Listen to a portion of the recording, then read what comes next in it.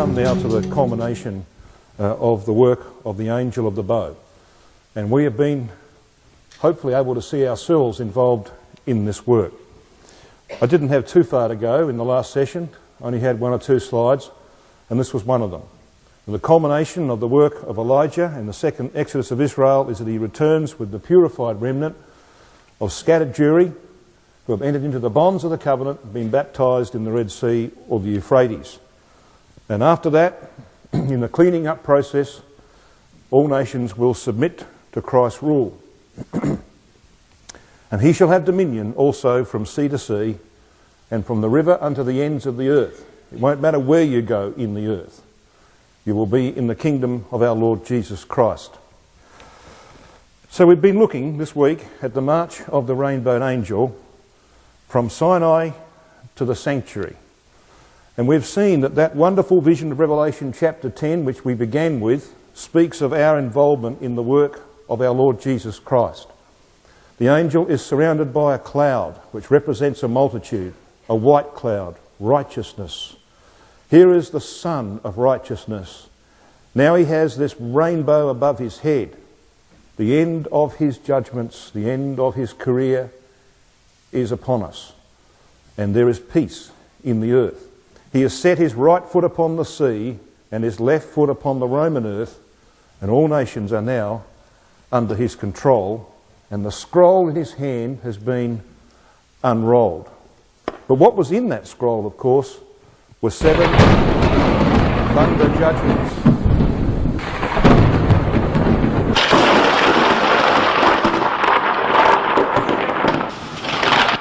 The 7 thunders uttered their voices. That is the work that you and I are going to be involved in, brothers and sisters, a work of 40 years. Joshua had 7 campaigns to subdue the Canaanites. David had 7 campaigns to subdue the nations around Israel. Christ will have 7 campaigns, 7 thunder campaigns to subdue the nations that he might rule over all the earth. So that's what we've been considering in our classes here this week. And we saw that John in Revelation chapter 10 was there as a representative of all the saints. That he was invited to go and to take the scroll from the hand of the angel, this open scroll. And he was to eat it up. He was to consume it. He would find it sweet in his mouth because he would agree with these divine judgments, but bitter in the execution. He's not the first one to have done that, of course. Ezekiel, in Ezekiel 2 and 3, was invited to eat the scroll of the divine judgments against his own people. He would find it sweet as honey in his mouth because he agreed with God, but bitter in the execution. So it will be for us. And of course that principle applies to life today as well, doesn't it? We find the things of the truth sweet. They are sweet, aren't they? We come to Bible school, they're sweet. It's when you go back into the world that we experience the bitterness in the execution thereof. Is that not true? So it is a very common principle. Now, the last verse of Revelation chapter 10 is a verse that reads this way. It says, "And he said unto me, Thou must prophesy again before many peoples and nations and tongues and kings." Now, we are going to have a work of teaching. That work will begin shortly after Armageddon. For those nations who have submitted. For 1,000 years we will have a work of teaching and instruction and guidance. That'll be a wonderful, a beautiful work, brothers and sisters. But this verse is not about that. This verse is about the context of Revelation chapter 10. So Brother Thomas writes this in Eureka. "After John, as the representative of all the saints, had eaten up the little scroll of the judgments to be executed when the angel of the bow shall have been developed, he was told by the angel in vision that he must prophesy again against many peoples and nations and tongues and kings." Now, that word "before" is better rendered, as he renders it there, "against." Because this context is about the subjugation of the nations. It is about unrolling that little scroll. That's the first work that has to be done. And it's the work, of course, that covers this period that we have been considering this week. Now I'm going to come and focus on just one area here in this final session, because the nations against whom the saints will have to bring these judgments are primarily those led by the papacy. And it's this 30-year period of judgment. So let's just recap. We have Armageddon, the sign of the Son of Man in heaven. Then there's a 10-year proclamation to the nations. We know that because you simply take this 30 from the 40. Now you'll see in a moment that you can establish that this period is 30. So it leaves this period of 10 years for proclamation. And that proclamation of chapter 14 of Revelation and verses 6 and 7 is, fear God and submit to him, for the hour of his judgment is come. And this is the hour of his judgment. And that judgment is brought to bear upon Catholic Europe by Israel returning under Elijah. They are the arrow of Zechariah chapter 9 and verse 14. They are the horse that rides through the wilderness, as we're going to see. The wilderness of the peoples. And the saints are like a charioteer. And that horse, Israel, is the vehicle of divine judgment. We're going to talk about those matters here in our final session today. So I want you to come, if you would, to Revelation 14 verse 7. Fear God and give glory to him, for the hour of his judgment is come. Now this is a term that is used quite frequently in the latter portion of the Apocalypse. Brother Thomas writes this about this 1 hour in the Apocalypse. He says, being then the 12th of a cycle, bearing in mind that to Jews there were 12 hours in a day and 12 hours in a night, whereas we think in terms of 24 hours, don't we? We don't divide our 24 hours up into two, but they did. 12 hours in the day, 12 hours in the night. And that's the way it was, of course, in Genesis chapter 1. So we have a night and a day period in that 24. He says, being the 12th of a cycle, it is also the hour of that cycle. The small cycle of light, called a day, which is the root of all the greater cycles, was divided by the Jews into 12 equal parts, and the night into other 12. Just need to bear that in mind. Now, in reference to this term hour, he makes mention of Revelation chapter 9 and verse 15. And he says Revelation 9:15 is the only place in the Apocalypse where hour stands for 30 days. And that's because it's attached to a year and to a month. So when you have that time period of Revelation chapter 9 verse 15 spelled out, it's attached to other time periods. Whereas on every other occasion it stands alone by itself as the hour. He makes this point. It occurs in 7 other places in the Apocalypse after this. But in all these it stands alone and represents a judicial period of 30 years, or the 12th of a time. Now I said you would get a bit technical. Just give me a few minutes and I'll lead you through this. 1 hour. Now here are those 7 other places that he refers to. Revelation 14:7, 17:12, 18:10, 17 and 19. Now we are familiar, are we not, brothers and sisters, with the day for a year principle. Now this is common in Scripture. Now here are some references. I want to just refer to 2 of them briefly. Numbers 14 verse 34, God said to Israel when he condemned them to wander in the wilderness, he said, for every single day that your spies went through the land, and it was 40 days that they went through the land to spy it out, you are going to spend 1 year in the wilderness. So he uses the day for a year principle. In Luke chapter 13 verse 32, Christ said, when he heard that Herod had an interest in him, he said, you go and tell that fox that I do cures today and tomorrow, and the 3rd day I shall be perfected. He was 6 months into his ministry.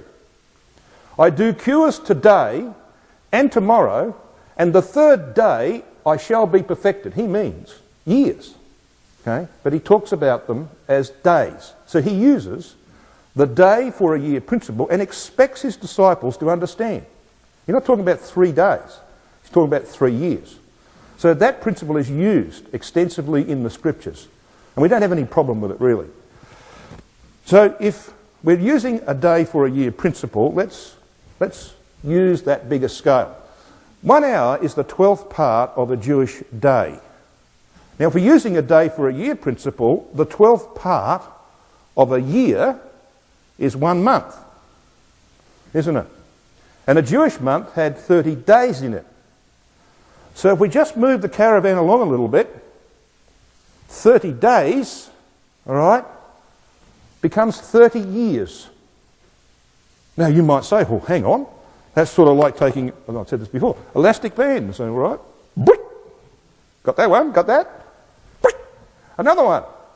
And people think that that is a little bit too much. But in actual fact, it's quite right. You know what's quite right? Taking this principle, day for a year principle, an hour is the 12th of a Jewish day, and therefore the 12th part of a year is 1 month, and in 1 month to the Jews there were 30 days, therefore 1 hour equals 30 years. If that's all you had, you'd say, well, okay, I'll let you have your opinion, but I don't think that that's right. Well, let me prove it to you historically. That's where the proof comes. I want you to come to Revelation chapter 8, verse 1. Revelation 8, verse 1 is the opening of the 7th seal. The 7th seal, you will be aware, was opened in AD 324 when Constantine became the sole ruler of the Roman Empire when he defeated Licinius, his only remaining challenger in the east.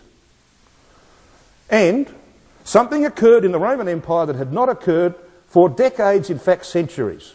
There was finally only one ruler and the empire had peace. It was a long time ago that they had peace. But when Constantine defeated Licinius, peace descended upon the Roman Empire. It was an infrequent thing in history, as we know. So let's read verse 1. And when he had opened the 7th seal, AD 324, there was silence in heaven. Heaven, of course, represents government. About the space of half an hour. Now, let's just reflect upon that. He dominates the empire, there is peace.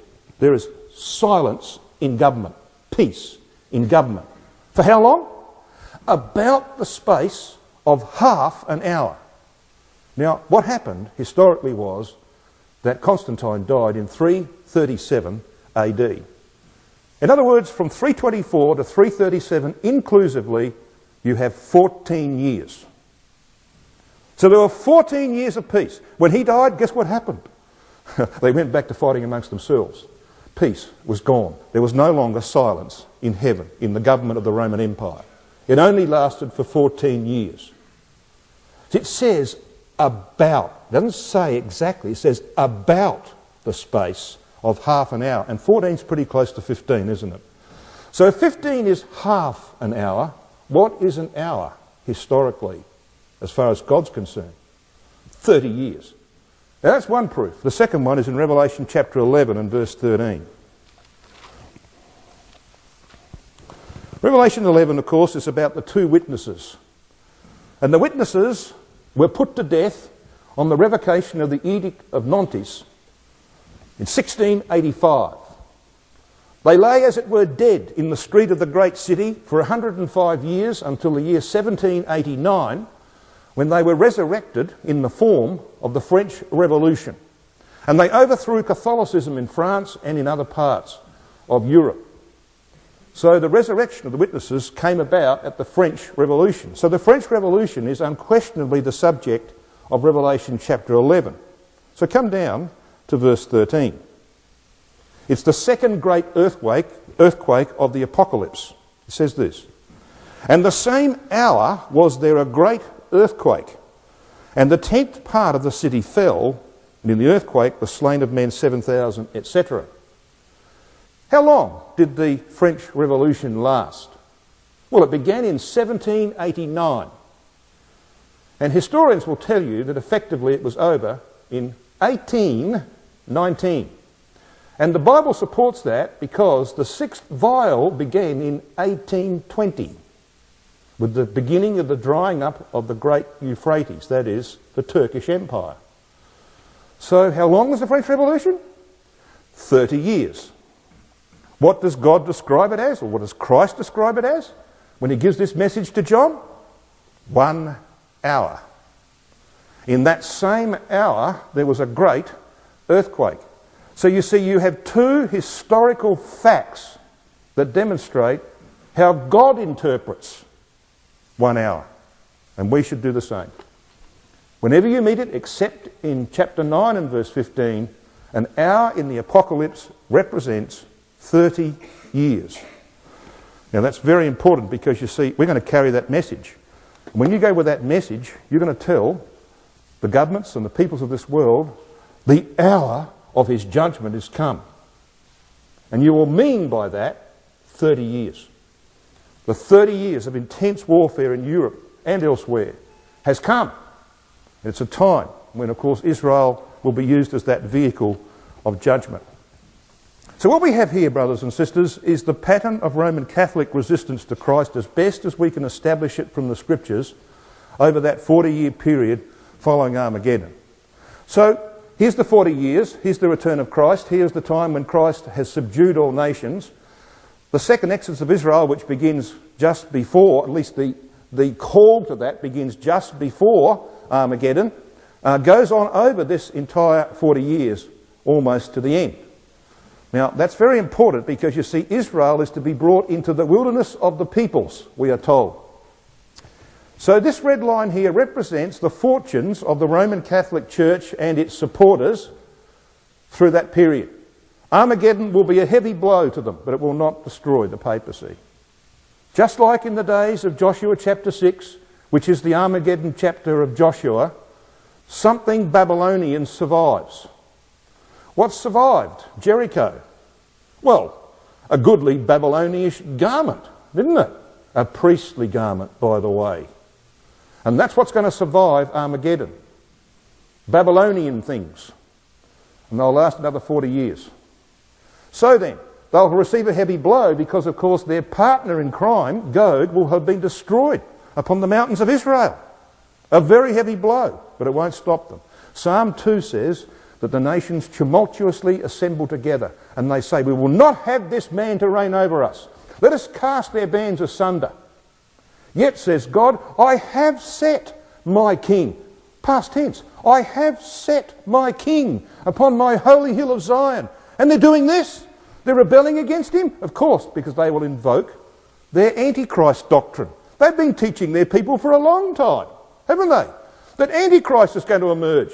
A man claiming to be the king of the Jews will do seemingly miraculous things. Oh no, it was just a mistake, that huge earthquake that smashed our cities. That's just that was just coincidence.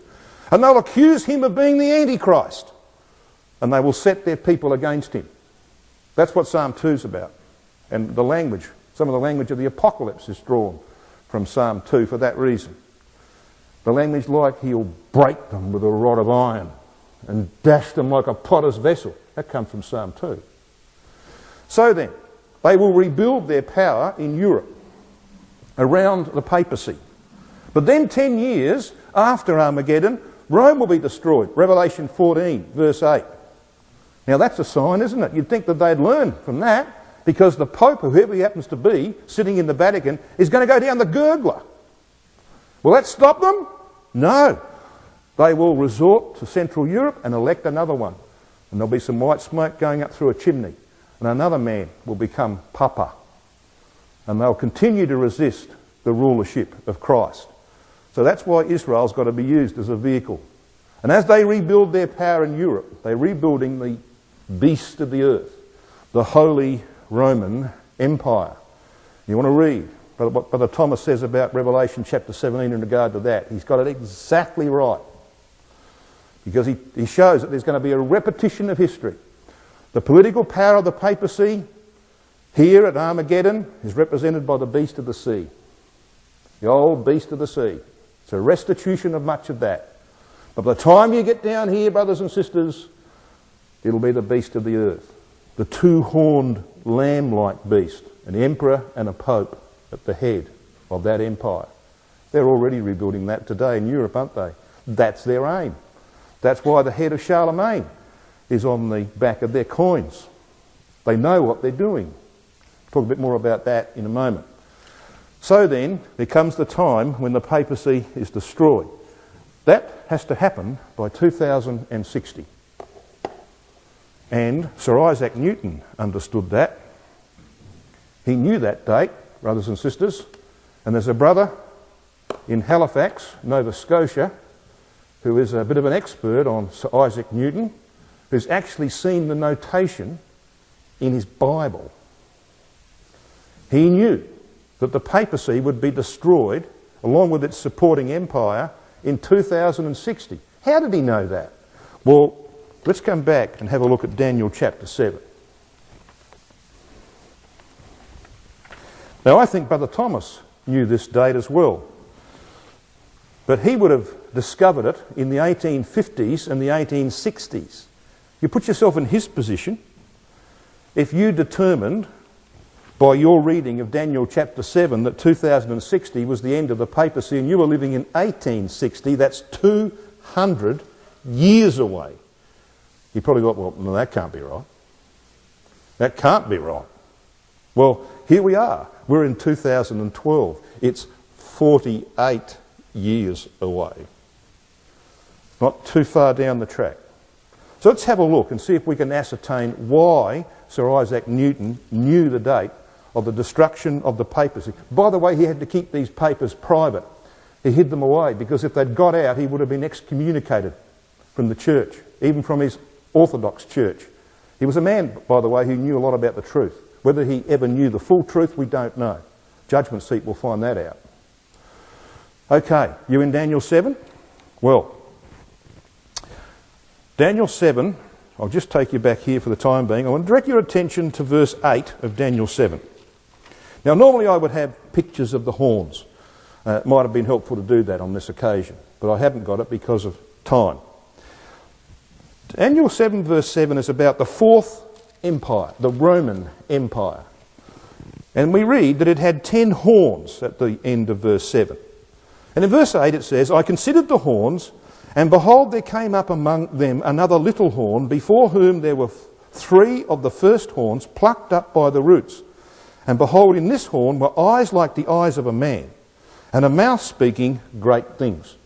Now this is the emergence of what was called historically the Holy Roman Empire, the HRE in short, okay?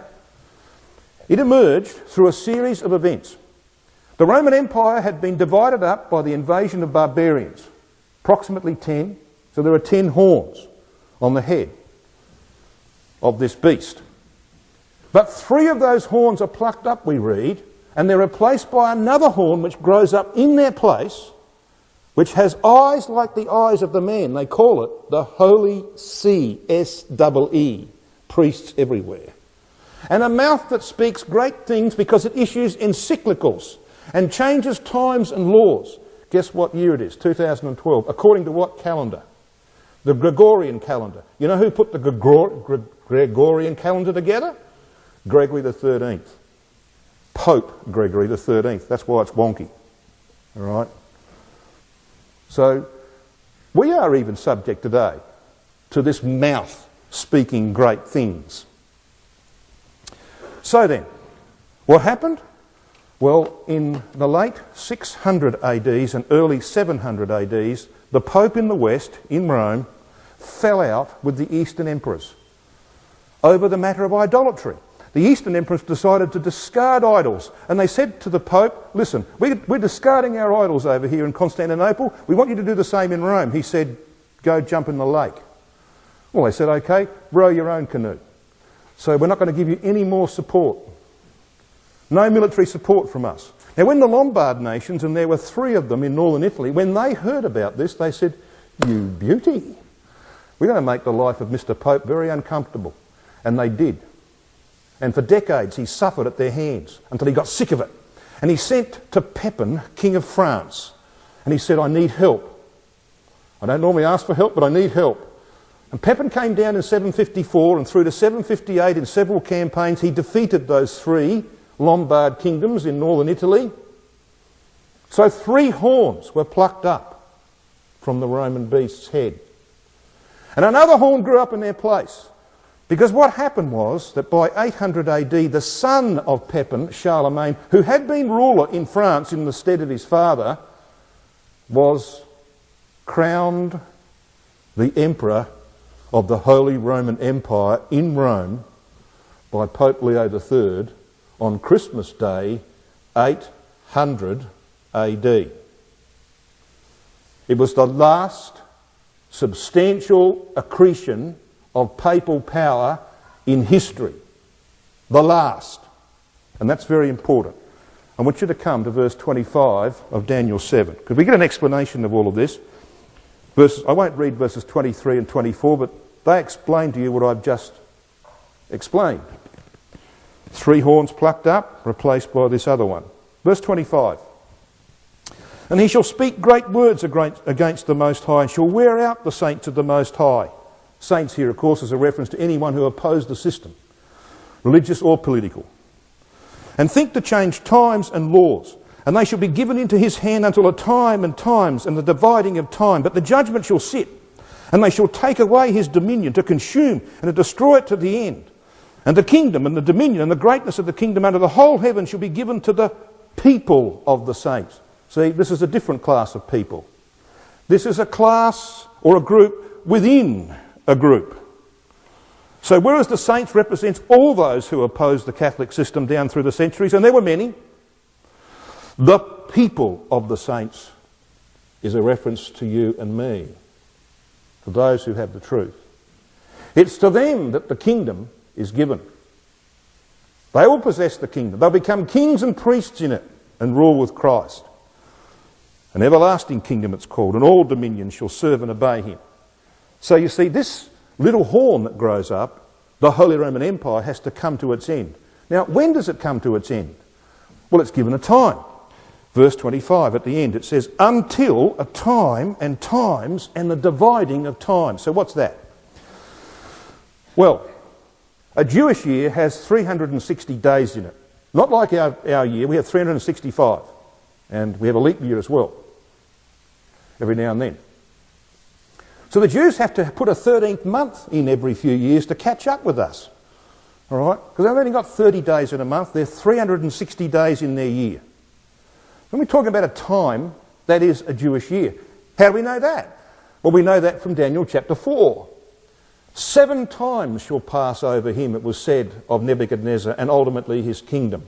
So how long was Nebuchadnezzar out in the wilderness with the disease of lycanthropy, acting like an animal? How long? 7 years. 7 times shall pass over him. So we know that a time is a Jewish year.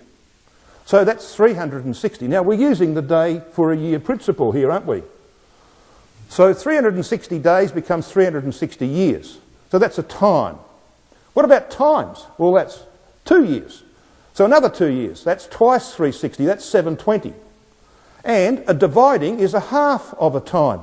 That's half of 360. That's 180. So when you add 360 and 720 and 180, you get 1,260 days, or on the day for a year principle, 1,260 years. So does this work? Well, it works absolutely magnificently in history. Let me just give you a few examples. I want you to come to Revelation chapter 11.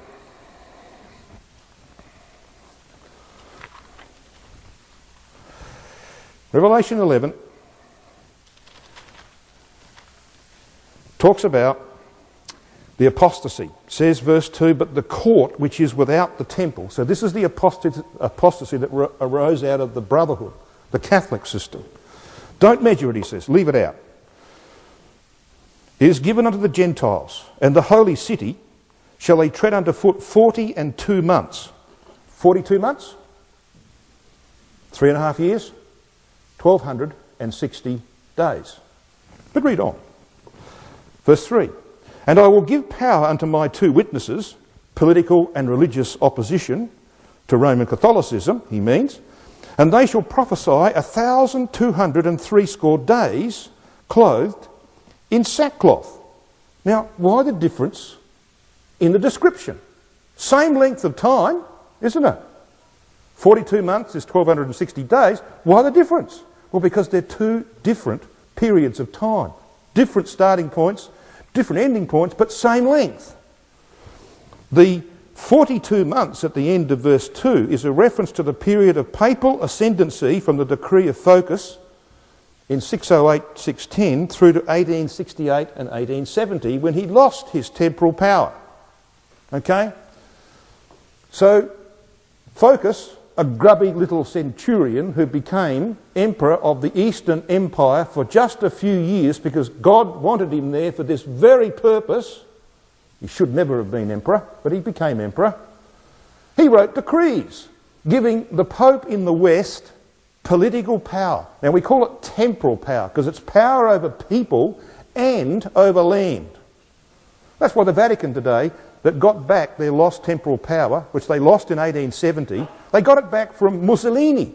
He gave them back the Vatican and several acres, 20 odd acres, as a country within the country. It's actually a separate country to Italy. So when you go into the Vatican, as I have been, you're in a different country. It's ruled by the Pope. He got that back from Mussolini, 1929. But he lost it here. So Focus wrote his decrees in 608 to 610.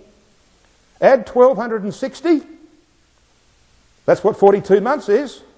You come to 1868 to 1870. In 1868, Garibaldi drove the Pope out of Rome. By 1870, he'd lost his temporal power. You know what he did? He called the First Vatican Council. There's only been two. The first. It was the longest serving Pope in history. He ruled for 38 years. Pope Pius IX. The only one with a statue in the forecourt of the Vatican. You know why he's there? Because he's the Pope that declared himself to be infallible when speaking ex cathedra. That was his answer to losing his temporal power. They know what they're doing, don't they? They know what they're doing. So here he is. Now that's 1260 years beyond the decree of Focus. Is that the only one? No. We read in Revelation 11 verse 3, I will give power unto my two witnesses, and they will prophesy for 1,260 days. Now this is from the triumph of Constantine over Maxentius at the Battle of Milvian Bridge in AD 312, which is when the apostate church got power from emperors to persecute their internal enemies. And Constantine supported the Christians who had supported him and said, okay, I'll deal with your enemies. And he did. So there was persecution of the witnesses. And that went on from 312 right down to 1572. You know what happened in 1572? The massacre of St. Bartholomew's Day in France, where 100,000 Huguenots were butchered on the orders of the Catholic king, Charles IX. That's what happened. And that was the end of effective witnessing against that system. How long did it last, this witnessing? Well, 1572 minus 312 just happens to be 1260. You reckon this is accidental? You know, brothers and sisters, there's not one, not a single one of the accretion or acquisition of papal power in history that doesn't end in 1260 years. Accidental? Don't think so. So what about the last accretion of papal power in 800 AD? Do you reckon that's going to go longer than 1260 when we're told he's got a times and a dividing of time? Of course not. There's another one, very important one. In AD 529 to 533, Justinian, the Eastern Emperor, wrote his decretals, giving the Bishop of Rome headship of the Church, that is, political power in the West. How long did that last? It was delivered in 529 to 533. You add 1260, you get 1789 to 1793. The French Revolution overthrew papal political power in Europe. And by 1793, the height of the revolution, it was gone. Churches confiscated, priests out of a job. See? It always happens. Always. And it's going to happen again. Do the simple math. Add 1260 to 800. What do you come to? Well, I come to 2060. And so did Sir Isaac Newton. And I think he's going to be right, because it's never failed in the past. Never. I don't think it's going to fail again. So if the papacy and the Holy Roman Empire that supports it has to be destroyed by 2060, how long have we got, you reckon? How long do we have? When we have seen that there's 50 years between the resurrection of the dead and the time when Christ walks his bride around the completed house now going into operation. Got sacrifices on the tables. 50 years. What does that mean, brothers and sisters? Well, I want you to come to Revelation chapter 19.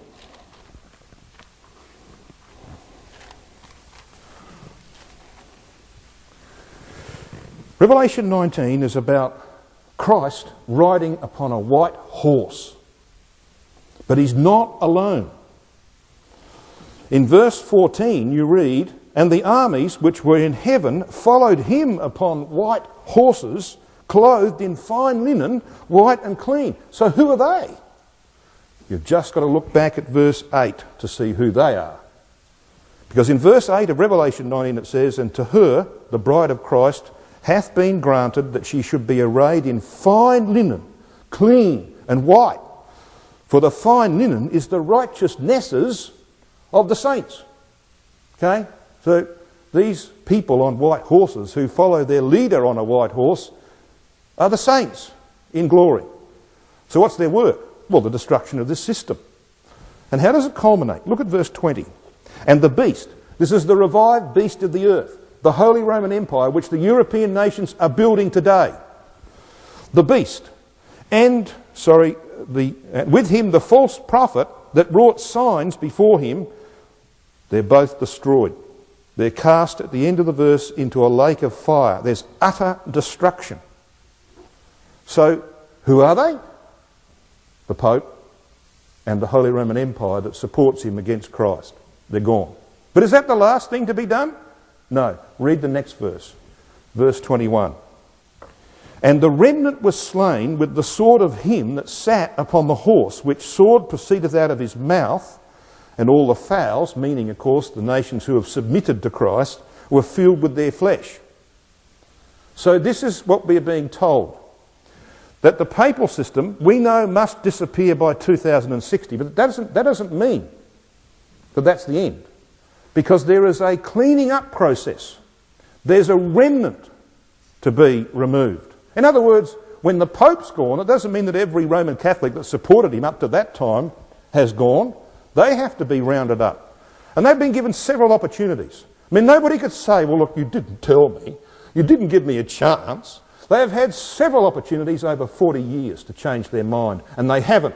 They've insisted on supporting him against Christ. They believe Christ, Jesus, is the Antichrist. What are you going to do with them?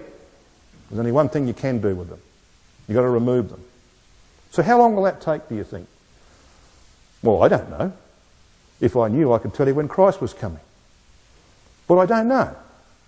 I know it's at least 2 years. How do I know that? Well, the length of that period will determine how long we have. If it was 1 year, he would have returned in 2011. All right, 2011 plus 50, 2061. It'd be 1 year. If it's 2012, he'll come this year. I mean, if it's 2012 he comes, that period will be 2 years at the end. If it's 2013 that he comes, it's 3 years. And you can go on like that. I don't know how far you can go. How long do you need to clean up the remnant, do you think? Well, I don't know. And we don't know the day or the hour, do we? But we can be pretty certain about the times, can't we? And we can be pretty certain about the seasons. And Paul said we should be, brothers and sisters. He said, "Brethren," to the Thessalonians, "there is no need that I write unto you of the times and the seasons, for you know perfectly." He had taught them. So we do need to know our times. And I think that's one of them that's very important to us. We'll see. One thing I know, brothers and sisters, if I'm any student of prophecy, and I don't claim to be, but if I'm any student of prophecy, every prophecy that's required to be in place before Armageddon has either been fulfilled or is in the process of being fulfilled right now, and there is a convergence which can only be a very short time away. That's how I read it. We'll see. But if we go away from this Bible school imbued with the idea that our time is short, then I will have achieved my purpose. I don't care if you remember nothing else. Because if you've got that feeling, you'll do something about it. And you'll be ready for the Son of Man when he comes to judge the earth.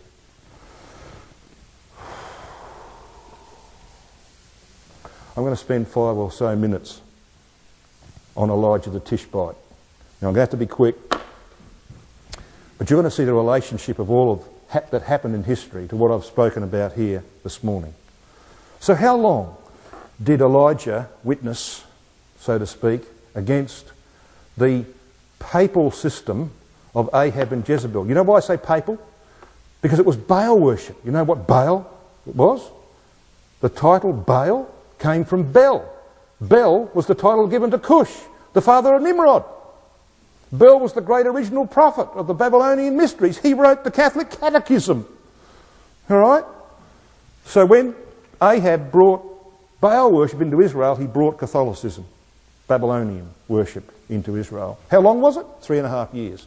So here we have 2 apostasies that occurred in the history of Israel and Judah. There was this one up in the north in the days of Ahab, when Babylonian worship came into Israel. It was headed up in the city of Samaria, built by Ahab's father Omri. And we had a Babylonian apostasy in Judah in the times of Manasseh. He brought everything he could from Babylon into Judah and corrupted it. So there were two apostasies, one in the north and one in the south. Headquarters, Samaria and Jerusalem. Now I think most of you are aware that Zechariah 5 talks about that. Zechariah 5 sees 2 women, and they're described to us as Samaria and Jerusalem, who fly like storks to Shinar, and Shinar, by the way, is the Hebrew form of the name, the Akkadian name, Semiramis. Read Semiramis. Who was she? The wife of Nimrod, the first great mother of harlots, who every Ishtar, every Easter, brought the kings over whom she ruled to Babylon and committed fornication with them. You know where Revelation 17 is coming from, don't you?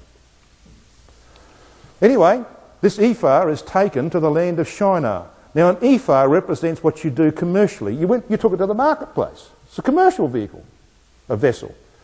So it represents Judaism's commercialised religion, which was the source of the apostasy in the brotherhood in the 2nd and 3rd centuries from which the Catholic Church emerged.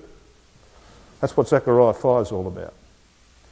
Prophecy of the rise of this apostasy out of the ecclesia. So let's just focus on one of these, briefly. Omri, the city builder and the statute maker.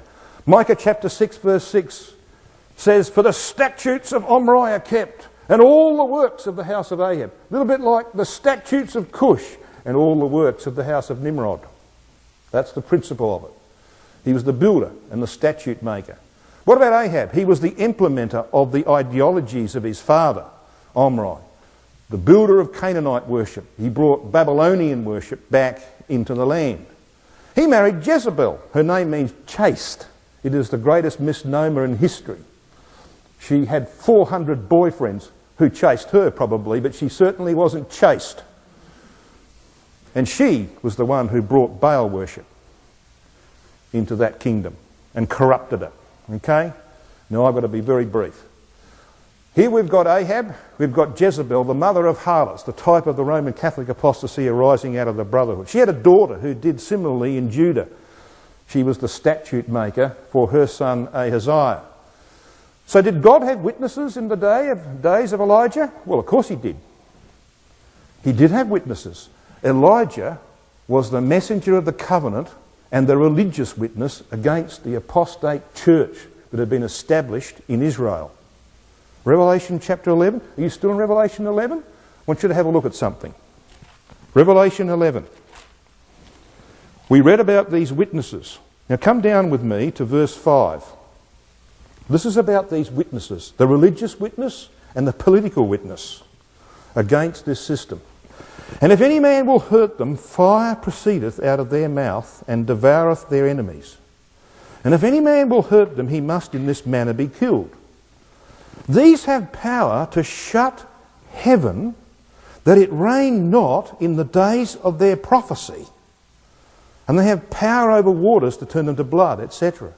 So these witnesses have power to shut heaven. What did Elijah do when he burst into the palace of Ahab and Jezebel?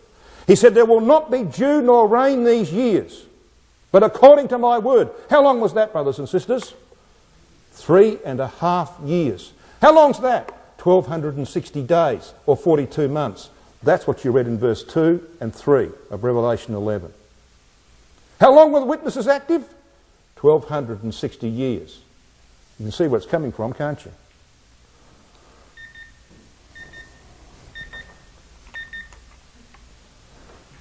Did God have, in the days of Elijah, a political witness? Yes. A man called Obadiah. He was the right-hand man to Ahab. He was right in the central government. And he was opposing them. He was taking the prophets of Yahweh and putting them in caves, 50 by 50, and feeding them on borrowed money. Incredible, isn't it? So you had your religious witness, Elijah. You had your political witness, Obadiah. I'm not going to go into all that, nor that. I want to take you here. I want to take you to how the events in the days of Elijah are played out in the future. He went to Mount Carmel, he called fire from heaven, and Israel prostrated themselves and said, Yahweh, he is God. In other words, they got a sign from heaven. Just like the Jews are going to get the sign of the Son of Man in heaven. What is it? Armageddon. It's going to prepare them for redemption. So what happens here after that time? Well, Elijah runs away, of course. And it's Jehu, a man whose name means Yah is he, anointed by Elisha, who comes along, and he kills Jezebel. So how does Jezebel die, brothers and sisters? By being thrown from a second-story window and hitting the concrete? Hard? No. She didn't die that way at all. In fact, there's blood on the walls. So she was scrabbling as she went down. She's trying to hang on. Bang! She falls over on the road. Guess how she dies? She's trampled by horses. That's how she dies.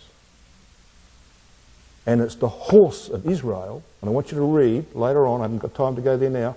I'd love you to read Isaiah 63, verse 12 and 13. It describes Israel coming back under Elijah as a horse in the wilderness. Yeah. They're going to be used to trample Babylon the Great. So what does Jehu then do? Well, he annihilates the house of Ahab. Babylon the Great, destroyed over 30 years. And what's his final act? He gathers all remaining Baal worshippers into one place, and they're all destroyed. The beast and the false prophet. They're all gone. So when you read the scriptures, it's actually prophecy, isn't it? All of it. All those historical records are prophecy. And they fit harmoniously and beautifully with all of the New Testament prophecies, especially the Apocalypse.